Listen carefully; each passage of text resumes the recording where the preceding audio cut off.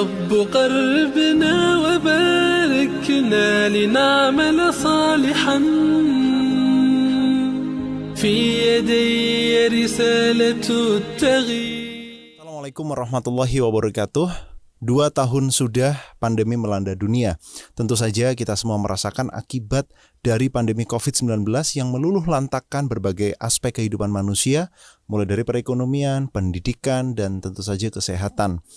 Dan dari peristiwa ini harusnya kita belajar bahwa tidak ada yang bisa menghentikan apa yang menjadi keinginan dari Allah. Kalau Allah sudah mau, maka kun fayakun, jadilah. Maka kemana lagi kita akan meminta pertolongan selain kepada Allah Subhanahu wa Ta'ala. Saudaraku yang dirahmati Allah, pandemi COVID-19 ini benar-benar membuat kehidupan manusia sempit dalam berbagai aspek kehidupan. Bahkan sampai-sampai wabah ini menjadi sebab wafatnya ulama-ulama, dai-dai dari Indonesia selama pandemi. Dan dari sini kita harus merenungkan kematian para ulama, para dai tersebut. Sebab kematian beliau-beliau ini tidak hanya menghilangkan sosok kehadiran secara fisik saja, akan tetapi juga turut mengangkat ilmu yang mereka miliki. Padahal mencetak ulama itu tidak bisa dilakukan, tidak bisa ditempa dalam waktu 1-2 hari. Butuh tahun-tahunan atau bahkan mungkin puluhan tahun untuk mencetak orang-orang seperti ini. Dan tentu saja kita di sini harus merenungkan dan sama-sama kembali membuka Al-Quran serta mengingat masa-masa kesempitan ini. Kondisi kesempitan yang umat manusia alami di masa pandemi ini mungkin sama dengan apa yang disebutkan di dalam Al-Quran surat Toha ayat 124. Wa man a'rada an dzikri fa innalahu ma'isyatan dzonqau wa nasyuruhu yaumal qiyamati a'ma. Dan barang siapa yang berpaling dari peringatanku, maka sesungguhnya baginya adalah penghidupan yang sempit dan kami menghimpunkannya pada hari kiamat dalam keadaan buta. Saudara yang dirahmati Allah, wabah ini mengingatkan umat manusia untuk bermuhasabah bahwa pandemi bukan hanya berdampak pada kesehatan, tapi juga perekonomian, bahkan ibadah kita. Mari kita ingat bahwa pada masa-masa pandemi dulu, kehidupan yang sempit semacam ini tuh sangat tidak mengenakan. Mau umroh dilarang, mau ke masjid harus diberi jarak, mau haji nggak boleh, mau keluar kota nggak bisa. Oleh karena itu, sudah seharusnya kita takut pada azab Allah yang lebih pedih, yang mungkin saja akan turun jika umat manusia tidak bertaubat kepada Allah.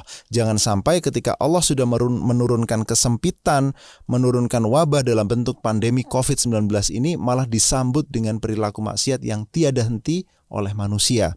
Sebab dalam surah Al-Anfal di ayat 25, Allah akan menurunkan azab yang tidak hanya menimpa para pelaku maksiat saja, tetapi juga mereka yang alim.